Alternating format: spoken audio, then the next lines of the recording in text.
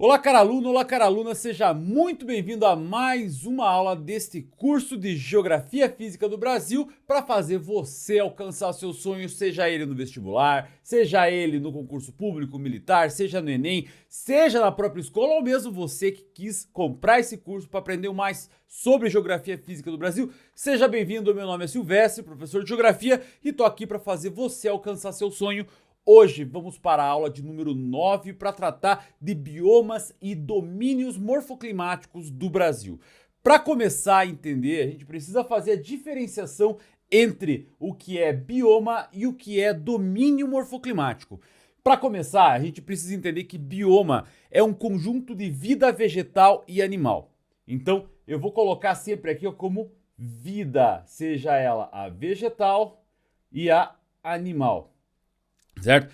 E ela vai ser constituída justamente pelo agrupamento de tipos de vegetação que são próximos e podem ser identificados em nível regional, certo? E ele vai ter condição de geologia, vai ter condição de clima semelhante, certo? Que ao longo da história acabou sofrendo os mesmos processos de formação de paisagem, formando justamente aí uma diversidade de fauna e de flora que é propícia em determinada situação, certo? Então, quando eu trabalho bioma, eu vou estar focado mais na área de biologia, eu vou tratar mais na área de biogeografia, que eu vou tratar exatamente do que? Das condições de vida sobre o espaço geográfico. Aqui eu vou trabalhar sempre, quando eu falar de bioma, vão ser as condições ambientais para o surgimento da vida, seja ela vida na forma de flora ou na forma de fauna, ok? Agora, quando eu trato de domínio morfoclimático, a gente vai ter uma forma diferente de pensar. Por quê? Porque na verdade a gente vai ter, quando falamos de domínios, vamos ter sempre a condição da paisagem. A paisagem vai ser o ponto principal. O autor que determinou o que nós chamamos de domínios morfoclimáticos, o professor chamado Aziz Absaber, ele entendeu que os domínios morfoclimáticos eles eram o conjunto das condições físicas que determinavam a paisagem e a forma com que elas se relacionavam entre si. Isso determinava exatamente o que são domínios morfoclimáticos. Apesar de existir uma diversidade de paisagens em diversos lugares, certo? Quando a gente pensa nesse domínio morfoclimático, a gente vai ter justamente a condição do relevo, da hidrografia, da própria vegetação, do clima, do solo e como todas essas condições físico-geográficas se transformaram naquilo que nós estamos vendo, naquilo que nós estamos sentindo cheiro, sentindo gosto, tendo sensações com o tato, tendo o ouvido e, claro, vendo. Então, todas essas condições acabam vindo e formando essas paisagens, certo? Se a gente parar para pensar sob o ponto de vista educacional, a proposta dos domínios morfoclimáticos ela acaba sendo bem revolucionária porque ela permite observar cada área com todos os componentes naturais, certo? De maneira integrada. Então, essa integração ela já vai ser discutida ao longo do processo de constituição das paisagens, certo? E é importante lembrar que isso já é estudado bem antes do que o próprio Absaber acabou fazendo isso. Quando o Alexander von Humboldt, por exemplo, lá no início do século XIX, ele já tratava a paisagem com as características físico-geográficas de maneira integradas, certo? De qualquer maneira, fica aqui então a diferenciação do que é bioma e o que é domínio morfoclimático. Bioma, então, são conjuntos de ecossistemas, são conjuntos de espaços relacionados ao estudo da vida. Enquanto que os domínios morfoclimáticos são as condições climatobotânicas, as condições físico-geográficas que vão determinar uma paisagem específica, certo? Se a gente parar para pensar e organizar a questão do quais são os biomas brasileiros, nós vamos ter aí 6 biomas. Então nós teremos a Amazônia, a Caatinga, teremos o Cerrado, o Pantanal, a Mata Atlântica e os Pampas. Esses são os 6 biomas. Agora, quando eu vou tratar dessas condições integradas de fatores físico-geográficos, eu vou entender que nós temos também outros 6, só que agora 6 domínios morfoclimáticos. O domínio morfoclimático amazônico, o domínio da Caatinga, o domínio do Cerrado, o domínio dos mares de morros, das araucárias e das pradarias, além das chamadas áreas de transição, que ao longo dessa aula eu vou explicar cada um para vocês. Para começar, vamos entender então os biomas brasileiros, para a gente poder entender essa condição, aí esse conjunto de vida vegetal e animal, esse agrupamento de tipos de vegetação, certo? Vamos entender então, já de cara, aquele que é o principal de todos, certo? O bioma Amazônia. O bioma Amazônia ele tem cerca de 49% do território brasileiro. Ele vai pegar então toda essa região aqui, o bioma amazônico, certo? Ele possui a maior floresta tropical do mundo, equivalente a 1/3 de todas as reservas de florestas tropicais úmidas, certo? Que abrigam a maior quantidade de espécies aí de fauna e flora, pessoal. Tem 20% de toda a disponibilidade de água e das grandes reservas minerais, certo? Esse equilíbrio, na verdade, eles são muito sensíveis aí à interferência humana. Essas condições que acabam dando aí a formação do bioma amazônico acaba tendo aí uma importância muito grande nesse contexto. Lembrando então que o bioma amazônico, então, ele tem a maior quantidade, tá, de indivíduos, seja ele de fauna ou de flora, certo? Por ele ser grande, ele vai ter uma grande quantidade de espécies vegetais e de indivíduos vegetais, indivíduos animais. Então, porém, o fato dele estar numa região de clima equatorial, o fato dele estar hoje sujeito a fatores, por exemplo, que acabam determinando problemas relacionados às condições da forma com que acaba sendo utilizado, a gente acaba perdendo muita coisa aí. Bom, se a gente parar para pensar, gente, como é que essa condição, como é que o bioma amazônico está estendido, hoje no Brasil ele se estende, gente, pelo estado do Acre, pelo estado do Amapá, pelo próprio estado do Amazonas, o estado do Pará, o estado de Roraima, Rondônia, Mato Grosso e Mato Grosso do Sul. A esses estados, no Brasil, a gente chama isso aqui de Amazônia Legal. São os estados que compõem o bioma amazônico, certo? Além desses, nós temos os 9 países que fazem parte, que acabam tendo aí parte do seu território dentro do bioma amazônico. Ele não fica somente aí restrito ao território brasileiro. Ele vai pegar a parte do Peru, parte da Colômbia, do Equador, de Suriname, Guiana. Vamos ter parte na Guiana Francesa, vamos ter parte na Venezuela, na Colômbia também, certo? Então vai ter aí uma grande extensão de território que acaba sendo pego aí por essa situação, ok? É importante lembrar, gente, que a principal vegetação, a vegetação aí da floresta amazônica, ela é um tipo de vegetação chamada de vegetação ombrófila mista latifoliada. O que é essa latifoliada, Silvestre? Ele vem do latim latus, tá? Que significa amplidão, grandeza. Ou seja, as suas folhas elas são grandes, que elas acabam sendo importantes para fazer a fotossíntese, para pegar bastante a luz solar e com isso desenvolver, formar toda essa grandiosidade que é o bioma amazônico, ok? Aí a gente passa então o bioma amazônico e vamos para o bioma cerrado, galera. O bioma cerrado, pessoal, ele vai acontecer na região, principalmente aqui do Planalto Central brasileiro, vai ter cerca de 24% do território do país, certo? Ele também é conhecido como a savana brasileira, a savana mais rica do mundo em biodiversidade. Dentro do território brasileiro, pessoal, ele vai ocupar os estados de Maranhão, vai ter o estado de Goiás, vai ter o Mato Grosso do Sul, vai ter Minas Gerais, o estado do Tocantins, além do Distrito Federal, ok?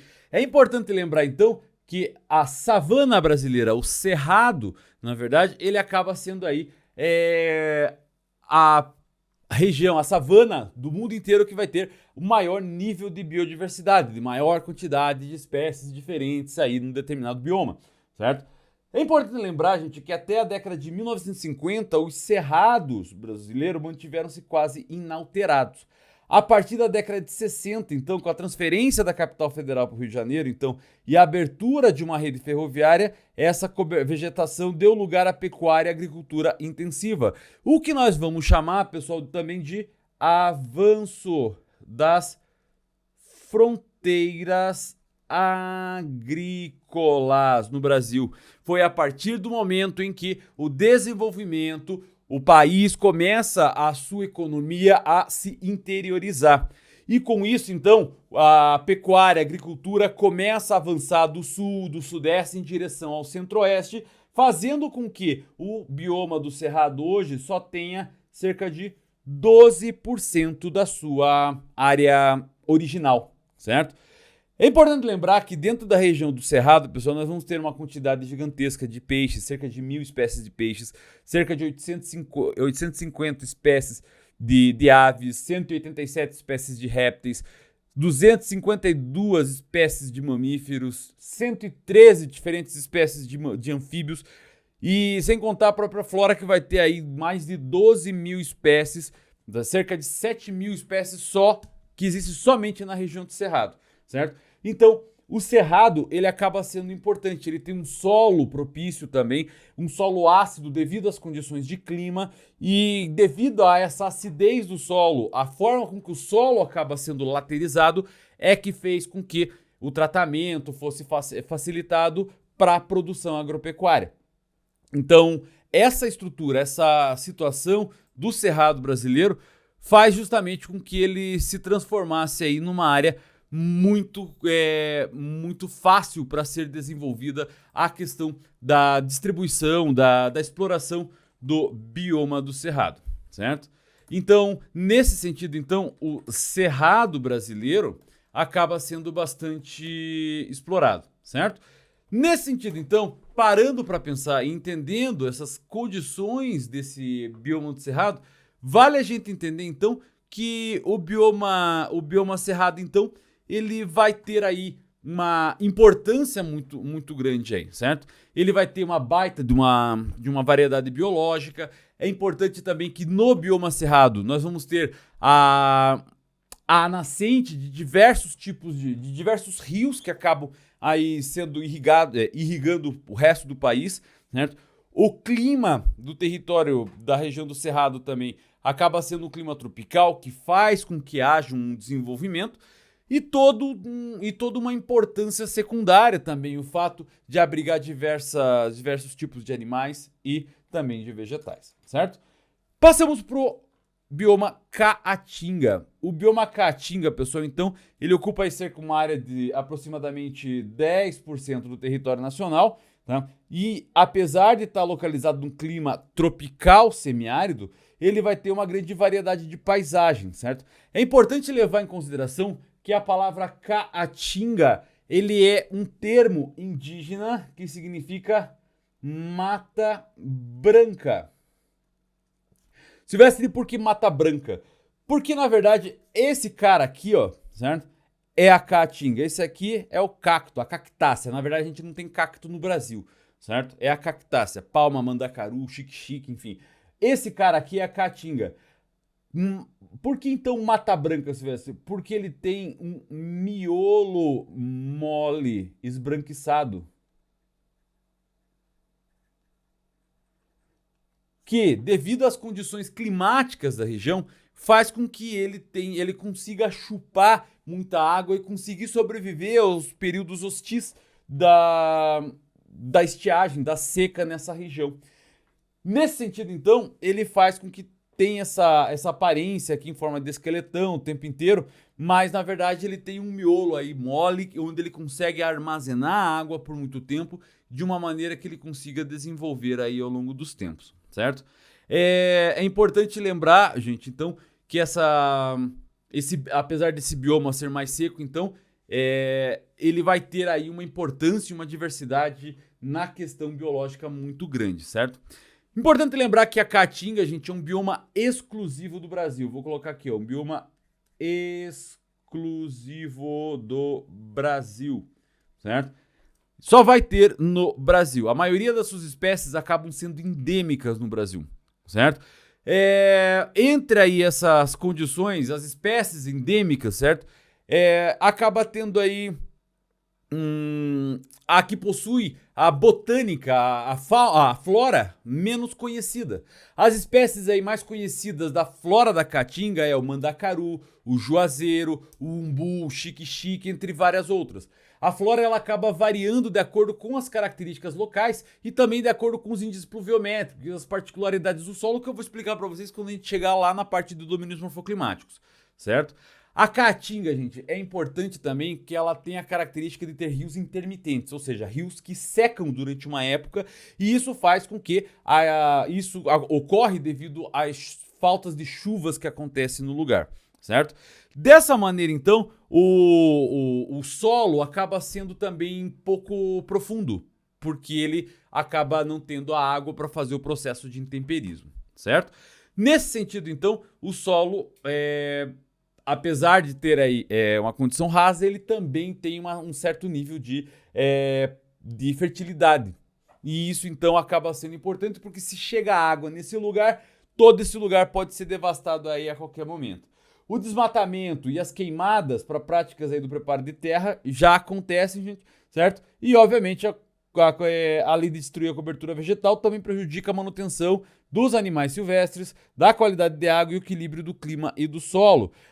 Da área original ocupada, então, nesse bioma, hoje só temos 36% dele. O resto já foi todo alterado, ok? Aí a gente vai para o bioma Mata Atlântica. Gente, importante lembrar que o bioma Mata Atlântica ocupa cerca de 13% do território brasileiro, então ele vai pegar toda essa região em amarelo aqui, ó, certo? E por se localizar numa região litorânea, pessoal, ele vai ser ocupada justamente por 50% da população brasileira. Uma vez que grande parte da população brasileira, ela ocupa a região até 200 quilômetros da costa. Então, é nessa parte onde a maior parte da população está. E por essa situação que acaba acontecendo. O bioma Mata Atlântica é o bioma que mais está ameaçado, que mais já foi modificado em todo o território nacional, certo? Então ele vai compreender desde aqui, ó, do Rio Grande do Norte até a região do Rio Grande do Sul. Eu costumo dizer então, ó, para você que gosta de macete, Mata Atlântica está do sul do Rio Grande do Norte ao norte do Rio Grande do Sul. Esse é o espaço onde ocorre a Mata Atlântica. E quais são os limites da Mata Atlântica, gente? A Serra do Mar, que vai aqui, ó, derrubar esse conjunto de serras, desses cinturões orogênicos, desses escudos cristalinos que acabam acontecendo aqui, acabam sendo aí a área de limite deste bioma. A fauna e a flora da Mata Atlântica, eles são muito semelhantes à fauna e a flora do bioma amazônico, certo? Então ele vai ter cerca de 850 espécies de aves, 370 espécies de anfíbios, 200 espécies de répteis, 270 espécies de mamíferos e cerca de 350 espécies de peixes, certo? Desses mamíferos aí que eu falei, cerca de 350 espécies, 40% deles são endêmicos, ou seja, só acontecem na região da Mata Atlântica, certo? Sem contar que a própria Mata Atlântica tem cerca aí de 20 mil espécies de vegetais diferentes, e isso faz com que sejam importantes. Dessas 20 mil, cerca de 8 mil espécies só acontecem na Mata Atlântica, beleza? O bioma Mata Atlântica, então, gente, ele é considerado como uma das florestas com a maior biodiversidade do mundo, certo? Ele conta com recorde de plantas lenhosas, ou seja, que tem corpo, que acabam aglomerando grande parte de carbono. Nesse sentido, então, a gente acaba tendo aí uma floresta extremamente importante para o país e para todo o desenvolvimento, então.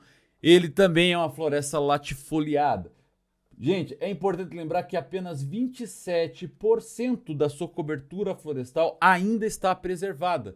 E isso acontece, obviamente, devido à questão do aumento da população, do desenvolvimento das cidades, uma vez que esse bioma é onde encontra o local onde historicamente o Brasil foi explorado, vamos dizer assim, ok?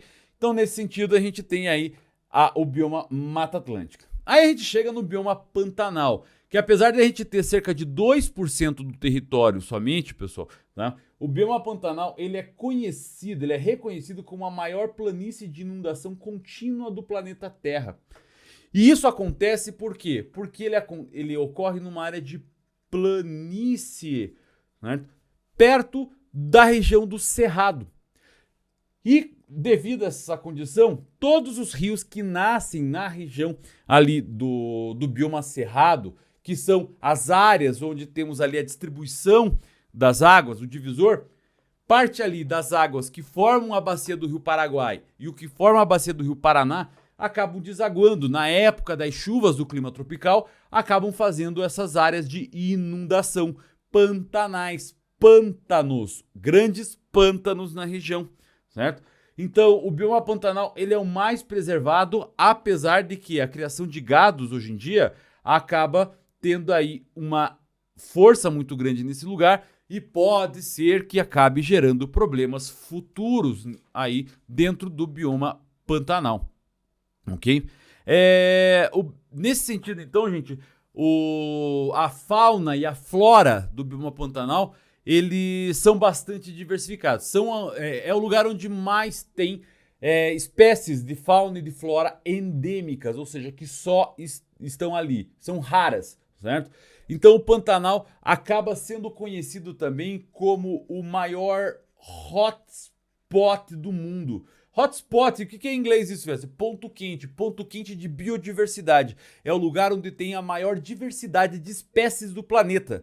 Fica nessa região do bioma Pantanal, nessa regiãozinha aqui que ocupa cerca de 2% do território brasileiro. Fechou? Entendido até aqui? Aí a gente vai agora para o bioma Pampa. O bioma Pampa, pessoal, tá lá no sul do Brasil. Ele tem também cerca de 2% do território e é caracterizado por um clima chuvoso, sem período seco e com temperaturas negativas no inverno. Ele é formado por essas áreas de campos, certo? Também conhecidos como coxilhas, certo? Com poucas ondulações, na verdade, certo? Também chamados de campos sulinos, certo? O próprio nome Pampa, ele tem uma origem indígena e ele significa o quê? Área plana, certo? O bioma Pampa, certo? Significa, então, área plana. E ele foi, ao longo de muito tempo, importante, por quê? Porque toda a primeira atividade pecuária do Brasil aconteceu na região do bioma Pampa. Claro, processo de pecuária, quando houve o desenvolvimento da conquista do Brasil lá em 1500, a região do agreste nordestino, ele era a primeira área de criação de cabras. Mas quando veio o gado mesmo, acabou sendo trazido para a região do sul, onde já tinha essas áreas de planos, onde já tinha essas áreas de campos, vegetação herbácea, arbustiva, que acabava sendo importante para a criação do gado, certo? Então, com isso, então foi desenvolvido a primeira área para a produção de criação de gado, tá? Principalmente bovino e também os muares, certo? Que no caso é mula, equino também acabava sendo muito ali. Além da produtividade do arroz também. O arroz, que é um tipo de cereal que é originário da Ásia, que é a ração básica, ela acabou virando a nossa ração também, e é principalmente na região do bioma Pampa onde ele foi desenvolvido, certo? Então, ao longo de muito tempo, então, a região do Pampa acabou sendo desenvolvida para a atividade da pecuária e da risicultura, certo? Em toda a área de abrangência do Pampa, a atividade humana propiciou uma uniformização da cobertura vegetal, certo? Que hoje em dia, como eu falei para vocês, é utilizado como pastagem natural. E essa pastagem natural acaba sendo aí bastante importante. É claro que devido ao uso intensivo do gado, a forma aí de utilização a ponto de esgotamento na parte da agricultura, acabou já criando na região do bioma Pampa um processo de desertificação da terra. O esgotamento da terra acabou deixando o solo à mostra e esse solo acabou se desintegrando e, consequentemente, formando esse processo de desertificação que acaba gerando e está tomando grande parte aí já do bioma Pampa, ok? Bom, E aí a gente começa agora com os domínios morfoclimáticos. Lembra que eu falei para vocês que os biomas, eles são espaços, conjuntos de ecossistemas, mas são espaços geográficos onde desenvolvem vidas. Agora, quando eu estou falando de domínio morfoclimático, eu estou tratando principalmente de espaços que constituem paisagens, certo? Então nós vamos ter 6. Bioma amazônico, o cerrado, vamos ter a caatinga, mares de morros, vamos ter as araucárias e as pradarias, que pode parecer igual aí aos biomas, mas não são, além das áreas de transição, certo? A gente começa a falar justamente de quem? Do domínio amazônico, certo? Que compõe parte lá do bioma Amazônia. Então, quando eu falo do domínio amazônico, que vai pegar toda essa região aqui do espaço aí, do domínio morfoclimático amazônico, a gente vai ter, o quê? Condições, na verdade, onde vão formar aí processos de relevo. O relevo do domínio amazônico, ele vai ser caracterizado sempre como área de planície terra baixa, certo? Essa área de planície terra baixa, ela tem 3 subtipos, que vai ser a mata de igapó, a mata de várzea e a mata de terra firme. Basicamente, é como se a gente pensasse e olhasse de uma maneira transversal a calha do rio. Então, essa região onde está o rio aqui, ó, essa área aqui perto, nós vamos ter aqui o igapó. O igapó vão ser áreas que estão constantemente inundadas. Vão ser áreas onde vai ter o surgimento, por exemplo, da Vitória Régia, que é uma das vegetações conhecidas do domínio amazônico. Vamos ter aí áreas sempre inundadas, então pouca chuva já inunda essa região. Aí nós vamos ter uma área um pouco mais elevada, que elas vão ser áreas conhecidas como mata de várzea, onde vão ser sazonalmente inundadas. Então é nesse lugar onde se desenvolve a agricultura de roça, a agricultura simples, de subsistência na região do domínio amazônico. E aí nós vamos ter as áreas de terra firme, onde elas não ocorrem inundações. Todos esses são áreas de planícies e terra baixa, gente, certo? Apesar de ter essas altitudes diferenciadas, é basicamente aonde abrange o rio na época da cheia e na época das baixas. Não necessariamente aí sendo área de planalto, planície ou depressão, certo? Quanto à questão do clima, pessoal, vamos ter na região do domínio amazônico sempre o clima equatorial. E como eu já falei para vocês, o clima equatorial ele tem a característica de ser um clima quente e úmido o ano todo. Consequentemente, ele vai ter a presença de chuvas convectivas, ou seja, chuvas que ocorrem diariamente. Aquilo que a gente chama na região sudeste, na região sul, de chuvas de verão, que é aquela chuva bem forte, com aquelas nuvens bastante cinzas, que durante o dia tá um sol bonitão, e aí chega no final da tarde e fecha o tempo, cai raio e desaba a água. E aí depois que sai aparece o sol todo bobão lá de novo. Isso é chuva convectiva.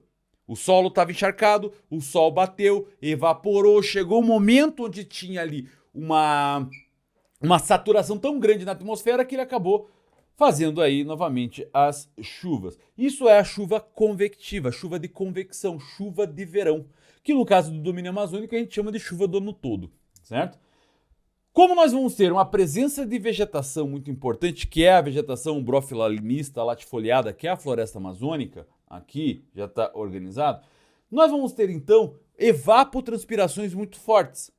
Como a questão do relevo acaba sendo propício também e o clima acaba fazendo isso, faz com que nós tenhamos aí a bacia amazônica, que é a maior bacia hidrográfica do planeta, seja ela em extensão e também em volume de água, pessoal.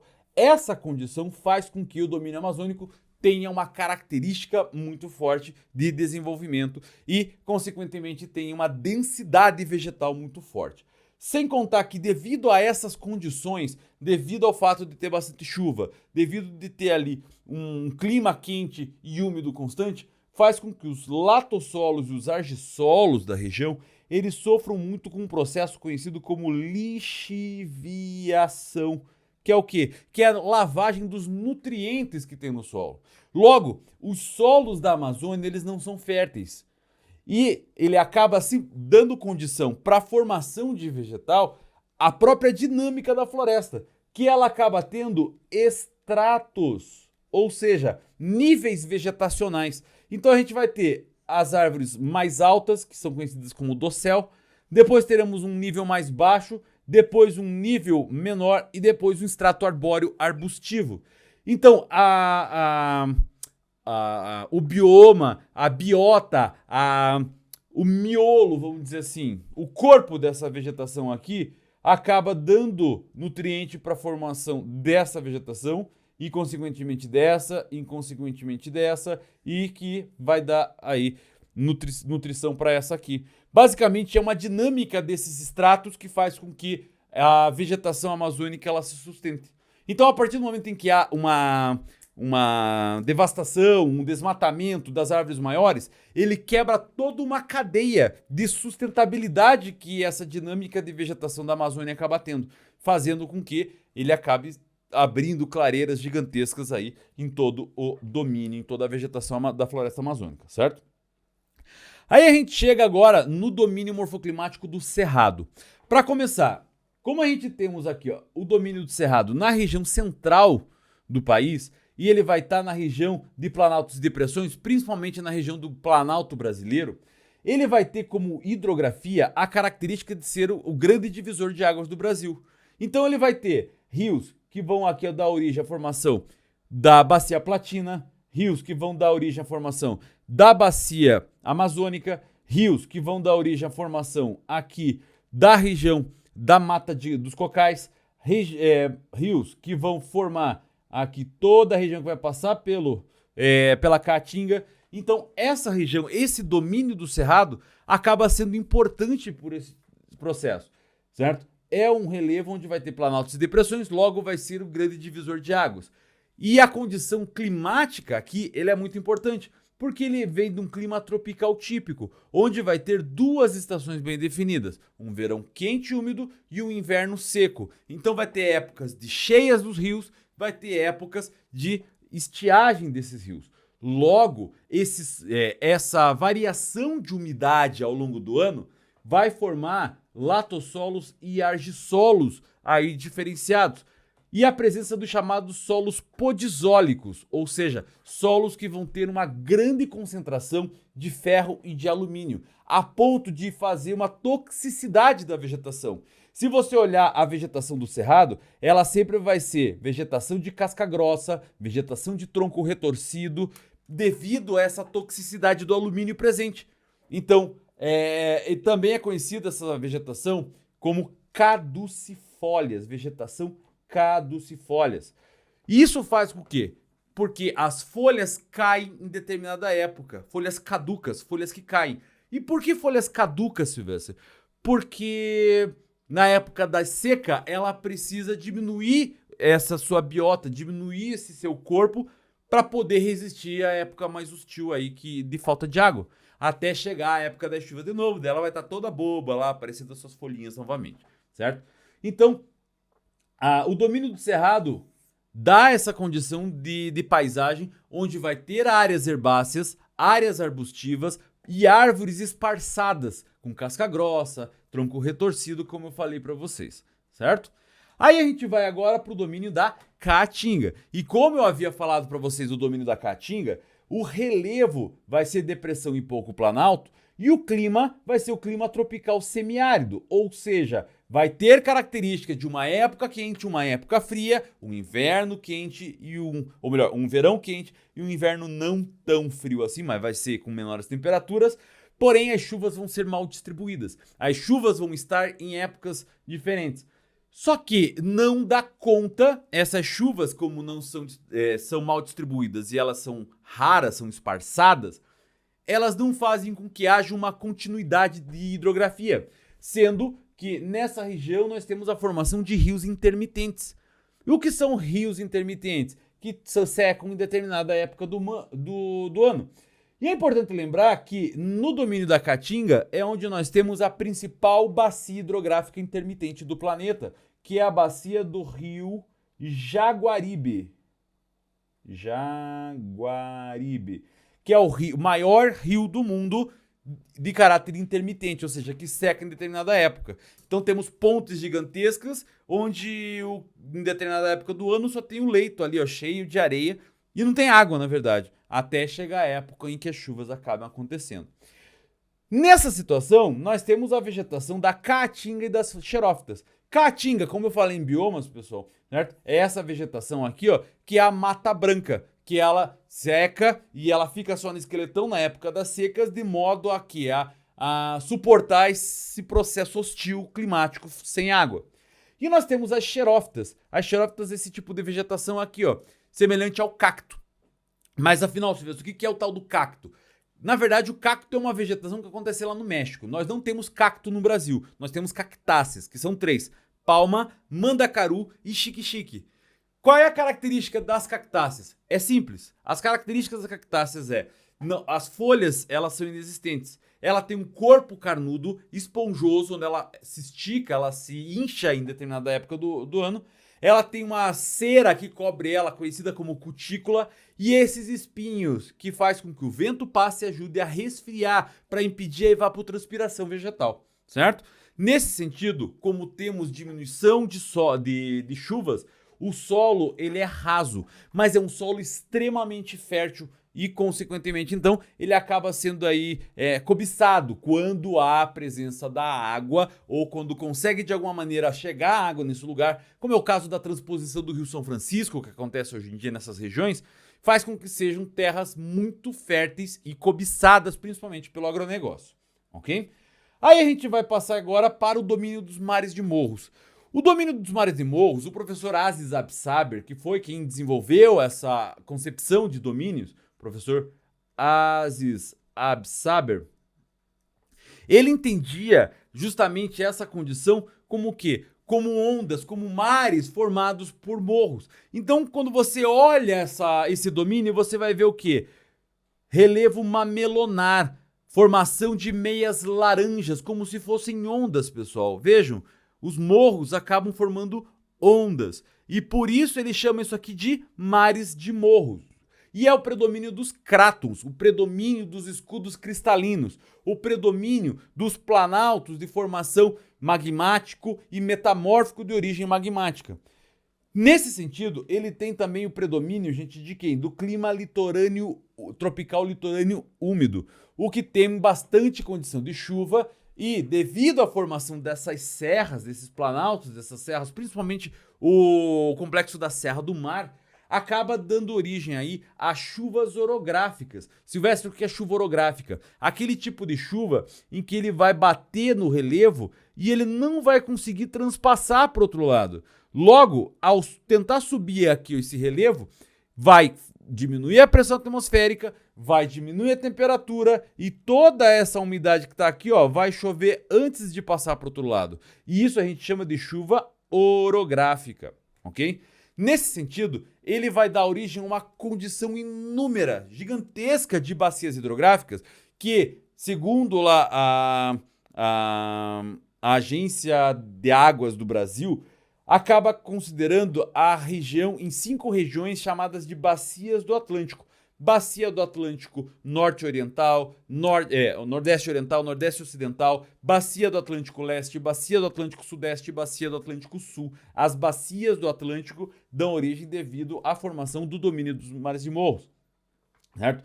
O solo, ele tem aí a formação do solo de Massapê. É um solo mais enegrecido, mais acinzentado, devido ao predomínio do granito do gneiss, além do salmourão, que devido a estar perto do litoral, ele acaba tendo um índice de sal muito forte, certo? Ele vai ser presente justamente nas áreas de restinga. A vegetação acaba sendo aí principalmente a vegetação da Mata Atlântica, que é uma vegetação ombrófila mista latifoliada bastante úmida, ok? E aí a gente tem o domínio das araucárias. O domínio das araucárias, ele é formado principalmente pela paisagem da mata de araucárias. Se a gente parar para pensar em biomas, ele vai fazer parte do bioma Mata Atlântica. Só que quando a gente pensa em paisagem, ele vai ser uma coisa à parte. Porque ele vai ter um ponto específico da paisagem da Mata Atlântica que ele acaba surgindo. Primeiro, ele vai ter um relevo de planalto e ondulações onde vão estar presentes sempre acima de 500 metros de altitude. Mata de araucária não surge abaixo de 500 metros, certo? E aí, para isso acontecer, ele vai precisar do clima subtropical. Característica do clima subtropical: temperaturas médias anuais entre 14 e 25 graus, onde vai ter chuvas bem distribuídas ao longo do ano, inverno bastante rigoroso, ok? E isso faz com que tenhamos as chamadas coníferas brasileiras, certo? A hidrografia, o que passa ali é principalmente a bacia do Rio Paraná, que é o principal potencial hidráulico do Brasil. É onde nós temos a maior produção de energia existente. A contar que temos ali a segunda maior usina hidrelétrica em extensão do mundo, que é a usina Itaipu. A primeira em geração de energia, ela só vai perder em tamanho para a usina de Três Gargantas na China, mas ela é a maior em produção de energia, certo? A vegetação, como eu falei, a formação de a mata de araucárias, que ela vai ter essa formação conífera, na verdade, e a formação dos chamados latossolos e dos nitossolos aí, que são específicos aí das áreas da formação de derrame basáltico que teve lá no período do Mesozoico, na região principalmente do oeste do estado do Paraná, Santa Catarina, Rio Grande do Sul e estado de São Paulo, que vai dar origem à formação do que nós chamamos de terra roxa. Mas, Silvestre, a terra é roxa mesmo na região? Não, a terra é vermelha. Mas por que é chamada de terra roxa? A terra é chamada de roxa devido à colonização que aconteceu naquela região, formada primeiramente pelos espanhóis, que principalmente o oeste do estado do Paraná foi colonizado pelos espanhóis para depois ser colonizado pelos portugueses. Então, quando chega lá o Álvar Cabeça de Vaca, que é um dos principais colonizadores do oeste do estado do Paraná, ele olhou aquela terra avermelhada e dizia que era uma terra roja, rojo em espanhol, vermelho. E aí, tempos depois, obviamente, lá no processo da imigração europeia moderna, daí vieram alemães, italianos e tal, chegam os italianos ali para produção de café, para produção de vinho, olha aquela terra e diz que é uma terra rossa, rosso em italiano, vermelho. E aí o capial paranaense, o capial do interior de São Paulo, olha aquela terra, vê o rojo espanhol, o rosso italiano, diz que a terra é roxa. Mas na verdade a terra é vermelha, devido a todo esse processo de intemperismo químico e físico dos basaltos, que houve o processo de derrame ali de lava vulcânica lá no período do Mesozoico, cerca de 230 milhões de anos atrás. Ok? E isso forma toda a paisagem do domínio das araucárias. E aí a gente chega ao domínio das pradarias, que são essas áreas de campos, essas áreas de planícies com leves ondulações, formados por coxilhas, aquilo que a gente chama de pampas gaúchos também, quando a gente se refere aí ao bioma.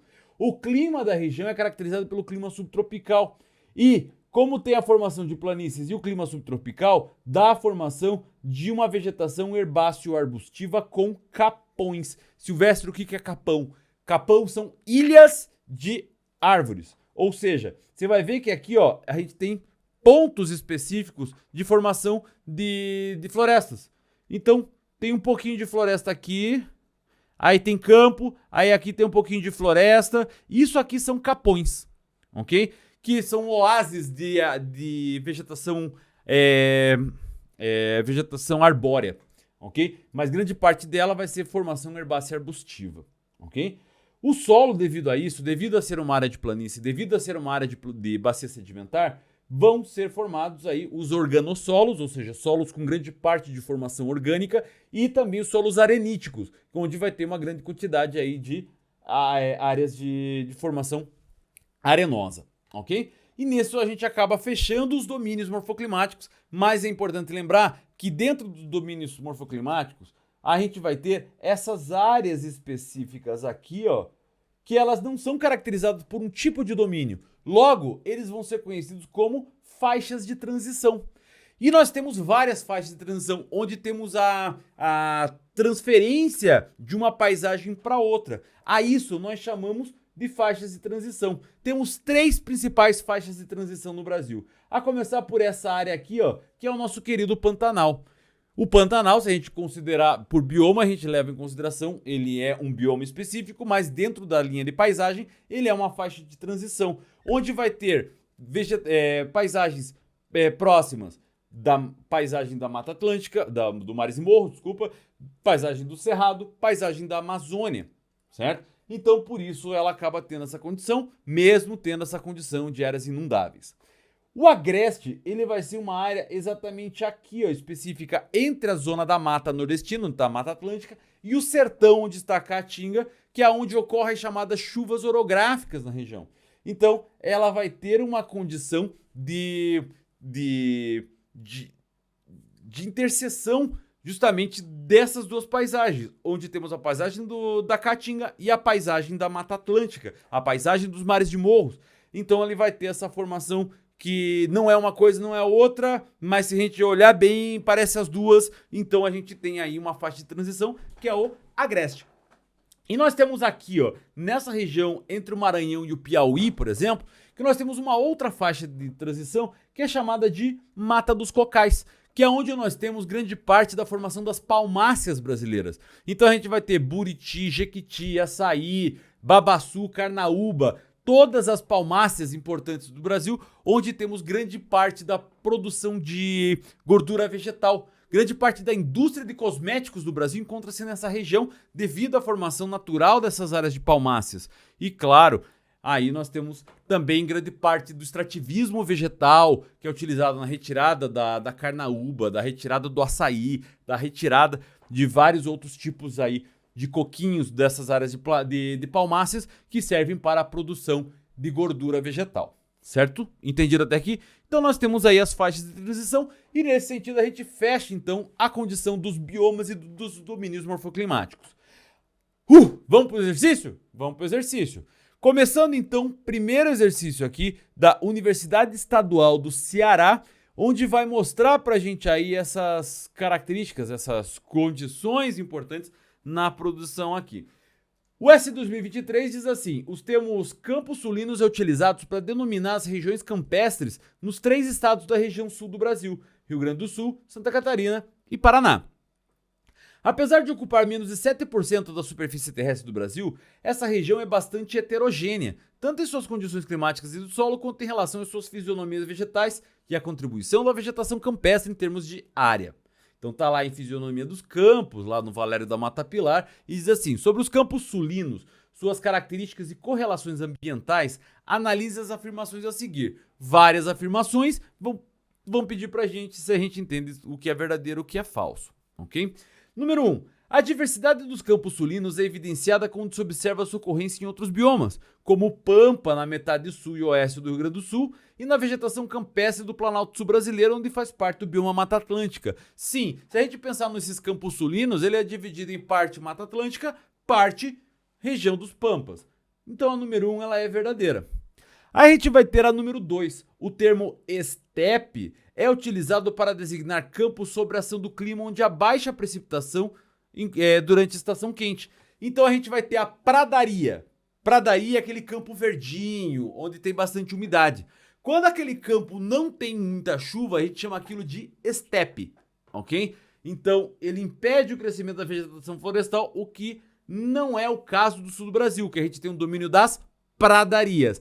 Estepe seria mais na região do nordeste do Brasil, na região do sertão, da Caatinga, ok? Mas o que difere ali é que nós temos áreas de planaltos e depressões da Caatinga, por isso a gente não pode considerar a Caatinga como uma estepe. Logo, a número 2 ela é verdadeira também.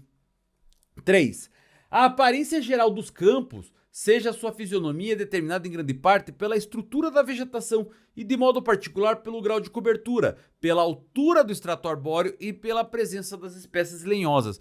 Galera, é importante levar em consideração que na região dos campos sulinos, principalmente na região dos Pampas, eles se caracterizam pela formação herbácea arbustiva e não pela condição arbórea. Temos pouquíssimas árvores nos campos, certo? Lembra, nós somos campos com capões, mas a área predominante é vegetação herbácea arbustiva. Logo, a número 3 ela é falsa. Logo, a 1 e a 2 é verdadeira. 1 e a 2 verdadeira, a resposta aqui só pode ser a letra D, ok? Próxima questão, questão de número 2. PUC Rio Grande do Sul Medicina 2023, os textos a seguir caracterizam 2 biomas brasileiros. Texto 1.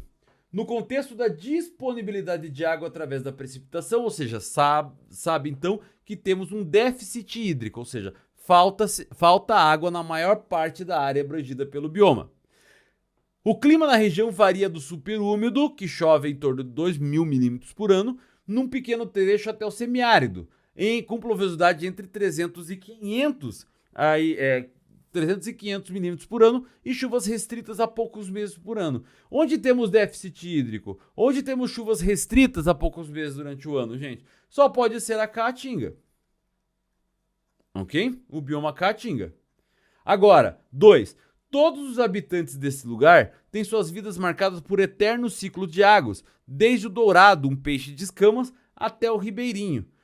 O início do período chuvoso ocorre geralmente de outubro a março, com precipitação média de 1.200 a 1.400 milímetros, e a estação seca entre abril e setembro. O ciclo hidrológico e a dinâmica hídrica do bioma são condicionantes importantes que garantem a alta biodiversidade, o hotspot, galera, né? E possibilitam o funcionamento ecológico de toda a região. Essa região acaba dando origem ao que? A região de pantanos. Pantanos, logo é um pantanal. Então os textos 1 e 2 escrevem respectivamente 1 a Caatinga e o 2 o Pantanal, certo? Então não é o D, não é o C, não é o B, só pode ser a letra A. Fechou? Número 2, questão número 2, ou melhor, questão número 3, Integrado Medicina 2023. Dentre os domínios morfoclimáticos brasileiros, o domínio dos mares de morros é um domínio florestado, localizado ao longo da faixa litorânea brasileira, com extensão aproximadamente de 650 mil quilômetros quadrados. A forma como ocorreu o processo de ocupação do território brasileiro a partir do litoral, somada à expansão do pau-brasil, da cana-de-açúcar e do café, são fatores que contribuíram para que a floresta fosse dizimada progressivamente. Contudo, essa exploração foi associada também às condições geomorfológicas, climáticas e vegetativas desse domínio. Nesse sentido, com o auxílio da figura a seguir, esta figura aqui, é possível identificar algumas das principais características do domínio de mares de morros. E quais são essas? Vamos lá. A partir disso, julgue as afirmações a seguir, então, em relação ao domínio do mares de morros. 1. Temos aqui a estrutura geológica de escudos cristalinos associada a um intenso intemperismo e erosão e um clima úmido formou ao longo do tempo um relevo mamelonar, formato de meias laranjas, características específicas desse relevo, tá certo? Perfeitamente. Essa é a principal característica dos mares de morro. Relevo mamelonar, formação de meias laranjas. 2. O clima que influencia esse domínio é o equatorial atlântico.